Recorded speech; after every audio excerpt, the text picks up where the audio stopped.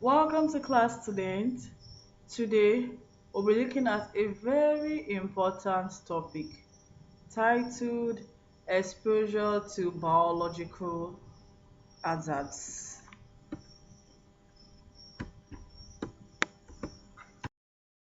What is biological hazard? Biological hazard or biohazard are biological substances that present threat to living organisms, primarily humans. So this substance, these biologicals or the biohazard are harmful to humans or to living organisms, especially humans. They can also be referred to as an any organic materials or microorganism that can harm human health through various exposure routes. These biological hazard or biohazard include bacteria, viruses, fungi, parasites, toxins, and other microorganisms. These are examples of bio biohazard or biological hazard, and they are considered very harmful to living organisms, especially human beings. Common examples, we have the bacteria, that is the salmonella, the E. coli, the viruses. Examples are the influenza, the COVID-19 virus. We have the fungi. Examples are molds and yeast. We have parasites. Examples are tapeworms, malaria parasites. We also have toxins from biological sources and prions. Now, I want to look at the origin of this hazard. We have the human and animal waste can be gotten from the human and animal waste from contaminated water. How you can get this hazard from contaminated water? When you consume contaminated water or you eat contaminated food, when you drink contaminated water, pardon, when you take in contaminated water or you consume contaminated food, you can you can be affected by that. Then infected individual or animals, we hear of case of COVID-19 where infected is disease can be transferable. We have through laboratory samples and biomedical waste. Now, how exposure occurs? Exposure of biological hazard occurs through inhalation. Inhalation means when you breathe in contaminated air particles. When you breathe in contaminated air particles, you have through injection, consuming contaminated food and water. So you should be very careful on the food and water you take in because they can contain this biological hazard. So now another one is through direct contact, touching contaminated surface or infected individuals. So if you touch contaminated surfaces, maybe for example a table or a chair or any substance you are using is being infected, there's probability of you being exposed to that. Then they will have to infected individual. When you come in contact with an infected individual, there's probability that you can be affected too or infected too. We have through skin penetration, that is entry through cuts, through wounds or needle sticks. We also have vector transmission, that is through bite from infected insects or animals. So we have through inhalation, that is breathing in, injection through contamination of food and water, direct contact with infected individuals, skin penetration and vector transmission. Now we want to look at health consequence. Definitely there's health consequence of taking or inhaling or digesting or getting in contact with an infected person. So we have infection.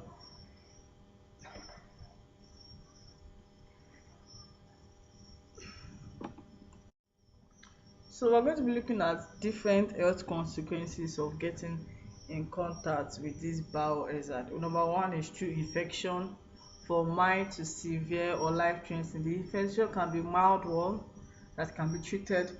It can be severe, serious cases like COVID-19 case and it can be life threatening. It can also result to death too. Biological hazard can cause a wide range of infection including bacterial, viral, fungal and parasitic diseases. We have allergic reaction ranging from rashes to anaphylaxis. Rashes when you start having rashes in your body, some eczema, different reactions on your skin, and that is very obvious on the skin. Then another one is toxic effect from biological toxin. We have the respiratory issue where you have issue this asthma, you have issue of asthma, hypersensitivity and pneumonitis. We have skin problem, that is dermatitis, lysine and irritation of the skin. We have first aid exposure to these risks. So as if you have been exposed or you encounter a victim that has been exposed to this biological hazard, as a first aider, first responders face particular risks. True, these are the risks you might face in the on the field. First aider may be exposed to biological substances such as blood-borne pathogens and communicable disease with dealing with a victim. This may result from dealing with trauma-related injuries with blood exposure, resuscitation procedures, contact with bodily fluid, critical blood-borne pathogens. We have the hepatitis B virus (HBV). We also have the hepatitis C virus (HCV). We have human immunodeficiency virus, that is HIV, and other pathogens in the saliva and animal fluids.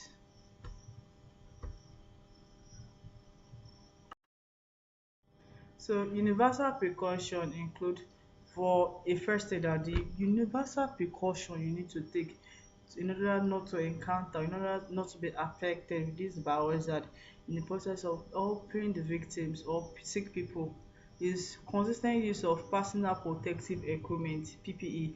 You must ensure that whenever you're on the field you should learn to use this protective, the personal protective equipment like your gloves and your nose masks and all those essential things that will protect you from being infected from the victim, then or from your respondent. Another is treating all body fluid as potentially infectious.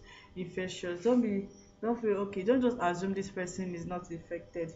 Prioritize your own protection, your own health and your own safety. Treat all blood body fluid as potentially infectious. Then follow proper disposal protocols, immediate handling of exposures, then regular hand washing and decontamination. You must make sure you wash your hand every time. You must make sure you take care of yourself and maintain proper hygiene too. So another is high risk exposure. For an high risk exposure incident, the precautionary measure is puncture or cut from contaminated sharps, blood or fluid splashes to mucous membrane, that is eye mouth, then blood fluid contact with broken skin. Then we have universal precaution for biological hazard protection.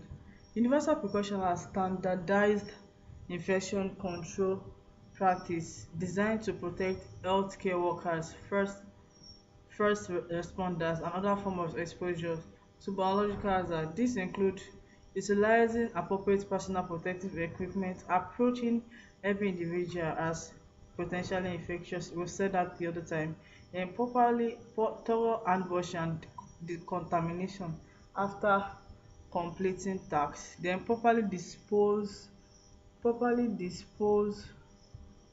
disposing of single-use protective items and contaminated equipment, then maintaining strict hygiene protocols before, during and after po exposure. We have immediate response protocols in terms of open wound and promote controlled bleeding. This help to promote controlled bleeding to help flush contaminant, thoroughly rinse with clean water for a full 15 minutes, then apply appropriate dressing after cleaning. They will have the mucous membrane exposure for nasal or oral splashes. Flush thoroughly with water for 15 minutes. For oral contamination, we have the expectorate fluid and rinse mouth continuously. While for eye contamination, irrigate with eyelid held up held open for 15 minutes. and obtain medical assessments as soon as. Well, we'll look at examples of biological as hazard and associated disease. We have the bacteria that is Salmonella staphylococcus and it's being caused through food poisoning, urinary tract infection. It causes food poisoning, urinary tract infection. While viruses such as influenza and HIV hepatitis, it can be caused from flu, AIDS, and the rest. We have the fungi, which come from Candida aspergillus, and disease are fungi infections and allergies. We also have toxin, that is botulinum toxin and ricin, is and diseases through food poisoning and poisoning generally. So we want to look at the strategies for biological hazard mitigation and prevention. While for personal hygiene practice, maintain thorough hand washing routine using proper technique and appropriate duration. Implement regular sanitation for frequently touched surfaces. In terms of food safety protocol, store perishable items at appropriate temperatures. Separate raw and cool food during preparation. Then for immunization program, adhere to recommended vaccination schedules. Maintain current vaccination records.